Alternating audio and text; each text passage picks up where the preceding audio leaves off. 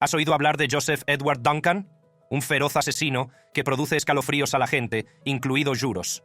Los alegatos finales comenzarán mañana por la mañana, y luego el jurado decidirá el destino de Joseph Duncan, pero el jurado una larga noche, después de lo que han visto hoy en el tribunal. Dentro de los confines del corredor de la muerte, hay un recluso que se destaca del resto, el individuo más peligroso dentro de estos sombríos muros. Su relato es una cruda realidad, caracterizada por actos de rebeldía, brutalidad y un desprecio absoluto por las normas sociales. Duncan ha actuado como su propio abogado, no ofreció ningún tipo de defensa, no llamó a ningún testigo. De hecho, en la primera fase de esta sentencia, le dijo al jurado que los odiaba y que su plan era violar y matar hasta morir. Temido asesino en serie. En los oscuros entresijos de la historia criminal estadounidense, pocos nombres evocan tanto miedo y repulsión como Joseph Edward Duncan Treso. Nacido en un mundo manchado por la violencia y la depravación, el camino de Duncan hacia la infamia se allanó con una serie de sucesos perturbadores que darían forma a su retorcida psique. El viaje de Duncan hacia la oscuridad comenzó en los años 70, una década marcada por la agitación social y una creciente sensación de malestar. Fue durante esta época cuando se desarrolló la problemática infancia de Duncan, que preparó el terreno para los horrores que se desencadenarían más tarde. Criado en Tacoma, Washington, Duncan creció en un hogar marcado por la disfunción y el abuso. Su padre, un hombre violento y volátil, sometía a Duncan y a sus hermanos a un constante tormento físico y emocional. Las cicatrices de esta educación traumática dejarían una marca indeleble en la psique de Duncan, alimentando su descenso a la oscuridad. De joven, Duncan mostraba inquietantes signos de conducta desviada. Mostraba una fascinación morbosa por la violencia y la muerte, y a menudo torturaba y mataba a pequeños animales. Estas primeras señales de advertencia de una mente perturbada pasaron desapercibidas o fueron descartadas como mera curiosidad infantil. Pero fue durante la adolescencia cuando los oscuros deseos de Duncan empezaron a manifestarse de forma más siniestra. Se embarcó en una oleada de delitos sexuales, eligiendo a personas vulnerables y sometiéndolas a actos de violencia indescriptibles. Su depravación no tenía límites y se deleitaba con el sufrimiento de sus víctimas. El reino del terror de Duncan se intensificó en los años 90, cuando cometió una serie de crímenes atroces que conmocionaron a la comunidad. En 1996, secuestró y asesinó a 2 niñas en Seattle, dejando un rastro de devastación a su paso. El miedo se apoderó de la ciudad, mientras el escurridizo asesino seguía eludiendo la captura y sus sádicos actos destrozaban las vidas de familias inocentes. Finalmente, el brazo largo de la ley alcanzó a Duncan y fue detenido por sus crímenes. En 1997, fue condenado por el asesinato de Anthony Martínez, un joven cuya vida fue brutalmente truncada por el insaciable apetito de destrucción de Duncan. Fue una escalofriante visión de las profundidades de su depravación, una visión que presagiaba los horrores que se desencadenarían más tarde. A pesar de su condena, el reinado de terror de Duncan estaba lejos de terminar. En 1994, en un sorprendente giro de los acontecimientos, fue puesto en libertad condicional, una decisión que tendría consecuencias nefastas para innumerables vidas inocentes. El sistema había fallado, permitiendo que un monstruo vagara libre una vez más. Desatado sobre un mundo desprevenido, la insaciable sed de violencia y poder de Duncan le llevó a la tranquila ciudad de Coeur d'Alene, Idaho. Fue allí donde cometió su acto más atroz, manchando para siempre las páginas de la historia con la sangre de la familia Groen. Fue en el verano de 2005 cuando la implacable persecución de Duncan llegó por fin a su fin. Tras semanas de incansable investigación, las fuerzas del orden lo localizaron en un remoto campamento del Bosque Nacional de Lolo, en Montana. Por fin tenían al alcance de la mano al hombre que había aterrorizado a la familia Groen y destrozado las vidas de innumerables personas. La captura de Duncan marcó un punto de inflexión en la búsqueda de justicia. A medida que se iban conociendo los detalles de sus atroces crímenes, se iba perfilando la escalofriante imagen de un depredador sin escrúpulos. Se descubrió que Duncan tenía un largo historial de delitos sexuales violentos, desde muy joven. Su puesta en libertad condicional en 1994 solo había servido para envalentonarle, permitiéndole continuar su reinado de terror. Pero los horrores de los asesinatos de la familia Groen eran solo la punta del iceberg. A medida que los investigadores profundizaban en el pasado de Duncan, descubrían una red de crímenes sin resolver que abarcaba varios estados. Las piezas del rompecabezas iban encajando, conectándolo con una serie de secuestros, agresiones sexuales y asesinatos que habían atormentado a las comunidades durante años. Una de las revelaciones más escalofriantes fue la conexión de Duncan con los asesinatos de 2 niñas en Seattle en 1996. El miedo se había apoderado de la ciudad mientras el asesino seguía en libertad y sus actos sádicos dejaban un rastro de devastación a su paso. Ahora, por fin, la verdad había salido a la luz y las familias de las víctimas podían encontrar algo parecido a un final. A medida que aumentaban las pruebas contra Duncan, el peso de la justicia caía sobre él. Finalmente, fue condenado por sus crímenes tanto en Idaho como en un tribunal federal, lo que garantizó que nunca volvería a salir libre. La sala del tribunal se convirtió en escenario de los horrores que había infligido a sus víctimas, mientras los supervivientes y las familias en duelo se enfrentaban al monstruo que había alterado sus vidas para siempre. Pero la historia no terminó con la condena de Duncan. A medida que se desarrollaba el juicio, la cobertura mediática se intensificó, poniendo de relieve los oscuros entresijos de la sociedad estadounidense. El blog de Duncan, siniestramente titulado El quinto clavo al descubierto, ofrecía una inquietante visión de la mente de un asesino trastornado. Era una ventana abierta a las profundidades de su depravación, un escalofriante testimonio de la oscuridad que le acechaba. El juicio también planteó importantes cuestiones sobre la pena de muerte y el tratamiento de las personas con trastornos mentales graves. El caso de Duncan fue un duro recordatorio de la complejidad y los dilemas morales que rodean a la pena capital. La nación se debatía entre la idea de si un hombre tan irremediablemente malvado merecía el máximo castigo o si quedaba en él un atisbo de humanidad. Cuando el proceso llegó a su fin, Duncan fue condenado a muerte por sus crímenes. El peso de la justicia se había abatido finalmente sobre este monstruo, asegurando que nunca más supondría una amenaza para la sociedad. Pero las cicatrices que dejó nunca cicatrizarían del todo, y las vidas que había destrozado cargarían para siempre con el peso de sus atroces actos. El impacto de los crímenes de Duncan se extendió mucho más allá de las víctimas inmediatas. Las comunidades en las que había sembrado el caos quedaron tambaleantes, con su sensación de seguridad destrozada. Los asesinatos de la familia Groene y los demás crímenes relacionados con Duncan conmocionaron a la sociedad y dejaron una huella duradera en la conciencia colectiva. Pero con el paso de los años, las heridas empezaron a cicatrizar, aunque lentamente. Los supervivientes y las familias de las víctimas encontraron consuelo los unos en los otros, formando una red de apoyo que les ayudaría a recorrer el largo y doloroso camino hacia la curación. Se negaron a dejar que la oscuridad de Duncan definiera sus vidas, eligiendo en su lugar honrar los recuerdos de sus seres queridos y encontrar fuerza en sus experiencias compartidas. La muerte de Joseph Edward Duncan III supuso el cierre de una etapa para quienes se habían visto afectados por sus crímenes. Marcó el final de un capítulo lleno de dolor y sufrimiento, permitiendo que comenzara realmente el proceso de curación. Pero las cicatrices dejadas servirían para siempre como recordatorio de los horrores que habían sufrido. El impacto de un asesino en serie en una comunidad es profundo y de largo alcance, y deja cicatrices que pueden durar generaciones. En primer lugar, está la inmediata sensación de miedo e inquietud que invade a la comunidad. La gente se vuelve hiperconsciente de su entorno, teme aventurarse sola y desconfía de los extraños. La sensación de seguridad que una vez envolvió el barrio se disipa, sustituida por una inquietante sensación de vulnerabilidad. Las familias, especialmente las directamente afectadas por las acciones del asesino, quedan destrozadas. Las vidas quedan irrevocablemente alteradas, con seres queridos perdidos a causa de una violencia sin sentido. Más allá de la carga emocional, también hay un impacto económico tangible. Los negocios pueden resentirse porque la gente evita salir, el turismo disminuye y el valor de la propiedad baja en las zonas asociadas a los crímenes. Además, el sistema de justicia penal se ve desbordado, desviando recursos de otros casos importantes y creando un retraso que puede prolongar la sensación de incertidumbre de la comunidad. Incluso después de detener al asesino, las cicatrices permanecen. La comunidad debe enfrentarse a la pregunta de cómo pudieron ocurrir tales atrocidades entre ellos y cómo curar las heridas que han quedado. Al final, el impacto de un asesino en serie se extiende mucho más allá de las víctimas individuales, dejando una marca indeleble en la psique colectiva de toda la comunidad. El legado de los crímenes de Duncan se extendió más allá de las víctimas inmediatas y sus familias.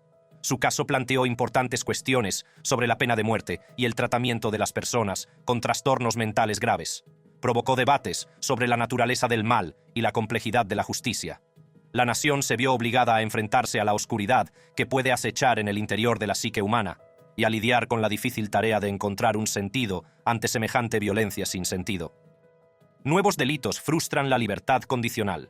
En un impactante giro de los acontecimientos, Duncan demostró que una segunda oportunidad no es para todos. Fue durante su libertad condicional cuando Joseph Edward Duncan cometió el atroz crimen de secuestrar y agredir a Dylan Groen y a su hermana Shasta.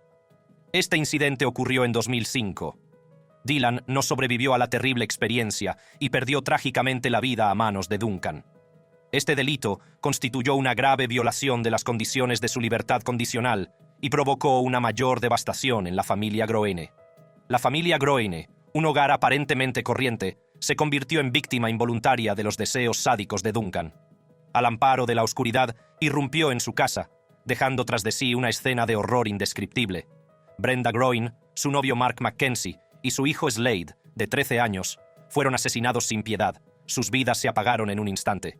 Pero la sed de poder y control de Duncan no estaba satisfecha. Secuestró a Dylan Groen, de 9 años, y a su hermana Shasta, de 8, y se los llevó a un escondite apartado donde los sometería a torturas y abusos inimaginables. Su sadismo no tenía límites, y se deleitaba con su sufrimiento. Durante semanas, la búsqueda de los niños desaparecidos alcanzó un punto álgido y la nación entera se vio presa de una abrumadora sensación de urgencia y temor. La incesante cobertura mediática sirvió de recordatorio constante de la gravedad de la situación, y los medios de comunicación dedicaron una atención ininterrumpida a la tragedia. La historia de los niños desaparecidos tocó la fibra sensible de personas de toda condición, trascendiendo las fronteras geográficas y conmoviendo los corazones de individuos de todo el país. A medida que se intensificaban las labores de búsqueda, la esperanza y la desesperación se entrelazaban en una danza tumultuosa, y cada nuevo acontecimiento traía consigo una montaña rusa de emociones. Las familias se aferraban a frágiles hilos de esperanza, rezando por un milagro, mientras las fuerzas del orden movilizaban todos los recursos disponibles en una incansable búsqueda de respuestas.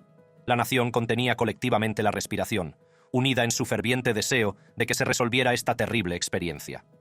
Finalmente, el momento de la verdad llegó cuando la joven Shasta fue encontrada con vida, lo que produjo una agridulce sensación de alivio, teñida de profunda tristeza. Aunque su supervivencia ofrecía un rayo de esperanza en medio de la oscuridad, sirvió como un duro recordatorio de la cruda realidad de que el joven Dylan nunca sería encontrado con vida.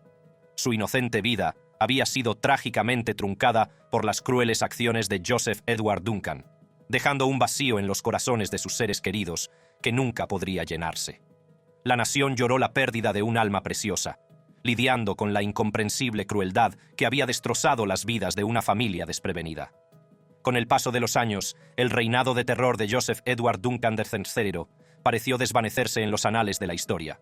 Los asesinatos de la familia Groen y sus otros atroces crímenes habían dejado una marca indeleble en la conciencia colectiva, pero el tiempo tenía una forma de embotar el dolor. Sin embargo, el destino tenía reservado un último giro para el hombre que se había deleitado con el sufrimiento ajeno. En julio de 2019, el gobierno federal de Estados Unidos hizo un anuncio impactante. Reanudarían las ejecuciones tras un paréntesis de casi 2 décadas. Para Duncan, esta noticia supuso una extraña sensación de alivio. Creía que ser ejecutado mediante inyección letal sería una forma mejor y más limpia de morir que sucumbir a causas naturales en prisión. En su retorcida mente, llegó a afirmar que todos los condenados federales a muerte estarían mejor si fueran ejecutados. Pero el destino tenía un plan diferente para Duncan. En octubre de 2020, su salud dio un giro repentino y dramático. Le diagnosticaron un glioblastoma, un tumor cerebral terminal que le arrebataría la vida. El hombre que se había deleitado con el sufrimiento de los demás se enfrentaba ahora a su propia mortalidad, y el tiempo corría en su contra. La salud de Duncan se deterioró rápidamente, dejándole débil y vulnerable. Rechazó el tratamiento y prefirió enfrentarse a su muerte inminente. Los médicos calcularon que le quedaban entre 6 y 12 meses de vida, un sombrío recordatorio de la fugacidad de la existencia. Ante su inminente fallecimiento, la retorcida mente de Joseph Edward Duncan siguió agitándose con una intensidad inquietante. A pesar del inminente espectro del corredor de la muerte, encontró una salida para sus pensamientos y experiencias a través de una escalofriante plataforma, un blog que tituló The Fifth Nail Exposed, el quinto clavo al descubierto. A través de este medio, Duncan ofrecía una inquietante mirada a los recovecos más oscuros de su psique, relatando sus pensamientos y reflexiones más íntimos. Era un macabro testimonio de las profundidades de su depravación, una inquietante ventana a la mente de un hombre consumido por la oscuridad. A medida que pasaban los meses, el estado físico de Duncan se deterioraba, pero sus facultades mentales seguían siendo tan agudas y perturbadoramente retorcidas como siempre. Lejos de arrepentirse o sentir remordimientos, parecía deleitarse con la atención que su inminente muerte suscitaba, atrayendo la fascinación morbosa de quienes seguían su caso. La cobertura mediática en torno a Duncan se intensificó, captando la atención de la nación, que se enfrentaba a las complejidades de su inminente fallecimiento. Cada novedad en su caso se convertía en un espectáculo, un sombrío recordatorio de los atroces crímenes que había cometido y de las vidas que había destrozado. A pesar de la gravedad de su situación, Duncan parecía casi regocijarse en su papel de figura notoria en el corredor de la muerte. Su blog se convirtió en una plataforma para su retorcida ideología, un lugar donde podía regodearse en la notoriedad y la infamia que le rodeaban. En sus últimos días se mantuvo desafiante, impenitente y totalmente desprovisto de humanidad, dejando un legado de terror y tragedia a su paso. Finalmente, el 28 de marzo de 2021, Joseph Edward Duncan III dio su último aliento. El hombre que había causado tanto dolor y sufrimiento se había ido, dejando tras de sí un legado de horror y devastación. Su cuerpo fue incinerado, borrando cualquier rastro físico de su existencia. La muerte de Duncan marcó el final de un oscuro capítulo de la historia criminal estadounidense. Sus víctimas y sus familias tuvieron que recoger los pedazos de sus vidas destrozadas, marcadas para siempre por los horrores que padecieron. Si bien su muerte supuso un cierre, las heridas que infligió nunca cicatrizarían del todo. La historia de Joseph Edward Duncan III es un escalofriante recordatorio de la profundidad de la depravación humana y de la resistencia del espíritu humano. Plantea importantes cuestiones sobre la naturaleza del mal, el sistema judicial y el tratamiento de las personas con trastornos mentales graves. Es una historia que quedará grabada para siempre en los anales del crimen real, un cuento con moraleja sobre la oscuridad que puede acecharnos a todos. El debate sobre si los delincuentes merecen una segunda oportunidad a través de la libertad condicional suscita argumentos apasionados de ambas partes. Por un lado, los defensores de la libertad condicional argumentan que ofrece a los individuos la oportunidad de rehabilitarse y reintegrarse en la sociedad. Creen en el poder de la redención y de las segundas oportunidades, y subrayan que muchas personas pueden transformar positivamente sus vidas si reciben el apoyo y las oportunidades adecuadas. La libertad condicional, argumentan, permite a los individuos demostrar remordimiento, asumir la responsabilidad de sus actos y trabajar para volver a ser miembros productivos de la sociedad. Además, señalan que las cárceles superpobladas agotan los recursos y no abordan los problemas subyacentes que conducen al comportamiento delictivo en primer lugar. Al conceder la libertad condicional a las personas que cumplen los requisitos, el sistema judicial puede dar prioridad a la rehabilitación sobre el castigo, fomentando en última instancia una sociedad más segura y compasiva.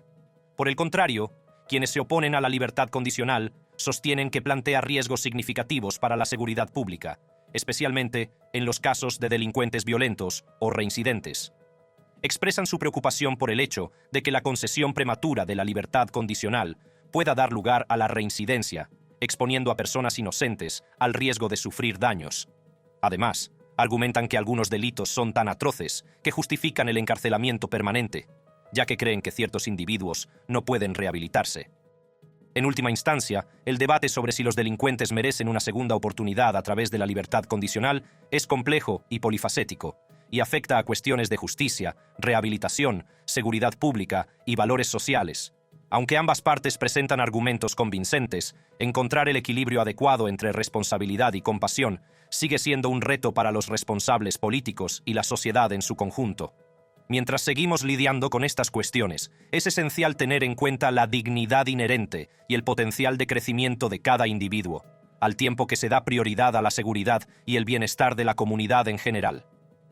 Al reflexionar sobre la vida y la muerte de Joseph Edward Duncan III, debemos recordar a las víctimas y a sus familias. Sus vidas quedaron alteradas para siempre por sus atroces actos, y su fortaleza y resistencia ante un horror inimaginable son un testimonio de la fuerza del espíritu humano. Puede que la historia de los asesinatos de Idaho y la familia Groening haya llegado a su fin, pero las cicatrices que ha dejado servirán para siempre como recordatorio de las profundidades de la depravación humana. Que nunca olvidemos las vidas inocentes que se perdieron y la fortaleza de los que sobrevivieron. Por triste que parezca, Duncan no es el único recluso peligroso que ha estado en prisión. Buenas noches a todos. Montgomery morirá por matar a una mujer embarazada y secuestrar a su bebé. La compañía mortal del corredor de la muerte. El crimen de Lisa Montgomery es una historia profundamente perturbadora y trágica que conmocionó a la nación. En diciembre de 2004, Montgomery, que entonces tenía 36 años, condujo desde su casa en Kansas hasta Skidmore, Missouri, con el pretexto de comprar un cachorro. Sin embargo, sus verdaderas intenciones eran mucho más siniestras. Al llegar al domicilio de Bobby Jo Stinnett, de 23 años y embarazada de 8 meses, Montgomery la atacó, la estranguló hasta matarla y a continuación le arrancó el feto del vientre. Montgomery huyó del lugar con el recién nacido, dejando atrás el cuerpo sin vida de Bobby Jo. La naturaleza atroz del crimen de Montgomery causó conmoción en todo el país, provocando indignación e incredulidad. La brutalidad de sus actos, unida a la vulnerabilidad de su víctima, tocó la fibra sensible de la gente de todo el mundo, evocando un profundo sentimiento de horror y dolor. A medida que se iban conociendo los detalles del crimen, la opinión pública se enfrentaba a la incomprensible crueldad y depravación de que había hecho gala Montgomery. Tras el secuestro, Montgomery intentó hacer pasar al bebé robado por suyo. Sin embargo, surgieron sospechas que condujeron a su detención y a la recuperación del recién nacido. El bebé fue devuelto a su familia, pero la pérdida de Bobby Jo Stinnett y el trauma infligido a sus seres queridos dejaron una huella indeleble en sus vidas. En 2007, Lisa Montgomery fue declarada culpable de secuestro federal, con resultado de muerte y condenada a muerte. Su juicio y posteriores apelaciones suscitaron una gran atención mediática y reavivaron los debates en torno a las enfermedades mentales, los traumas y la pena de muerte. El crimen de Montgomery sigue siendo uno de los más escalofriantes e inquietantes de los últimos tiempos y sirve de crudo recordatorio de la capacidad de maldad humana y de las devastadoras consecuencias que puede infligir a vidas inocentes. Otro recluso peligroso a tener en cuenta es Richard Ramírez. Conocido como el acechador nocturno, Ramírez fue un asesino en serie y violador que aterrorizó la zona de Los Ángeles en la década de 1980. Fue condenado por 13 asesinatos, pero se cree que cometió muchos más. Aileen Wuornos. Wuornos fue una asesina en serie que atacó y mató a varios hombres en Florida a finales de la década de 1980. Afirmó que actuó en defensa propia, pero finalmente fue declarada culpable y condenada a muerte. Ted Bundy. Bundy es uno de los asesinos en serie más infames de la historia. Confesó los asesinatos de al menos 30 mujeres jóvenes durante la década de 1970, pero el número real de sus víctimas puede ser mucho mayor. Gary Ridgway. Ridgway, también conocido como el asesino de Green River, es uno de los asesinos en serie más prolíficos de la historia de Estados Unidos. Fue condenado por asesinar a 49 mujeres en el estado de Washington durante las décadas de 1980 y 1990. Timothy McVeigh. McVeigh fue responsable del atentado de Oklahoma City en 1995, en el que murieron 168 personas y cientos más resultaron heridas. Fue ejecutado mediante inyección letal en 2001. Dzhokhar Tsarnaev. Tsarnaev, junto con su hermano, perpetró el atentado del Maratón de Boston en 2013, en el que murieron 3 personas y cientos resultaron heridas. Fue condenado a muerte en 2015. Scott Peterson. Peterson fue condenado por asesinar a su esposa embarazada, Laci Peterson, en 2002. El caso acaparó la atención nacional y Peterson fue condenado a muerte en 2005. Nidal Hasan. Hasan, ex psiquiatra del ejército, llevó a cabo el tiroteo de Fort Hood en 2009, en el que murieron 13 personas y más de 30 resultaron heridas. Fue condenado a muerte en 2013. Dylan Roof. Roof es responsable del tiroteo de la iglesia de Charleston en 2015, donde mató a 9 feligreses afroamericanos durante un servicio de oración.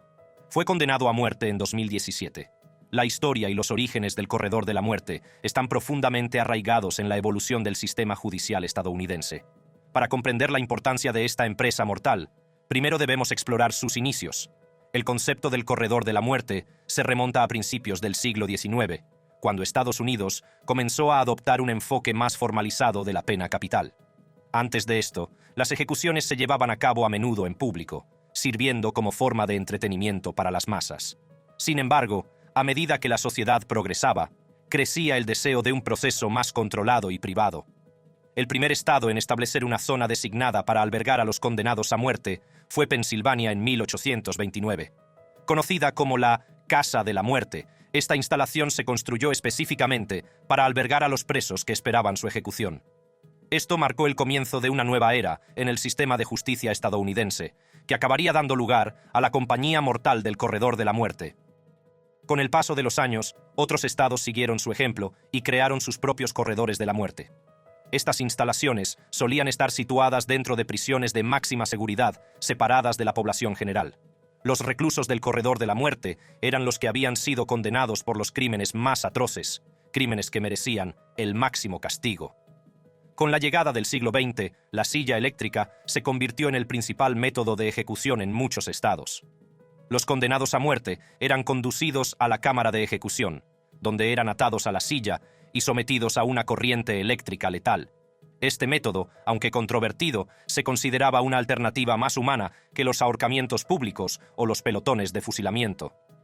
En la década de 1970, un caso histórico del Tribunal Supremo, Furman contra Georgia, detuvo temporalmente el uso de la pena de muerte en Estados Unidos. El tribunal dictaminó que la pena de muerte, tal y como se aplicaba en aquel momento, era inconstitucional debido a su carácter arbitrario y discriminatorio. Esta decisión condujo a una moratoria nacional de las ejecuciones e impulsó a los estados a reevaluar sus leyes sobre la pena capital. En respuesta a la decisión Furman, muchos estados reformaron sus leyes de pena de muerte, introduciendo nuevas directrices y procedimientos para garantizar una aplicación justa y coherente del castigo. Esto allanó el camino para la encarnación moderna del Corredor de la Muerte, donde los reclusos se sometían a un largo proceso de apelación antes de que pudiera llevarse a cabo su ejecución. El proceso legal que rodea al Corredor de la Muerte es un tema complejo y controvertido que ha suscitado intensos debates y planteado importantes cuestiones sobre la ética y la eficacia de la pena capital. Desde el momento en que una persona es condenada al Corredor de la Muerte hasta los últimos momentos antes de la ejecución, el proceso legal está plagado de retos y controversias. El proceso comienza con la fase de sentencia, en la que un jurado determina si el condenado debe ser sentenciado a muerte. Esta decisión suele basarse en factores agravantes, como la naturaleza atroz del delito, y atenuantes, como el estado mental del acusado o su historial de abusos. Sin embargo, la aplicación de estos factores puede ser subjetiva, lo que da lugar a disparidades en las sentencias y suscita dudas sobre la equidad y la imparcialidad. Una vez condenada a muerte, la batalla legal continúa con un largo proceso de apelación.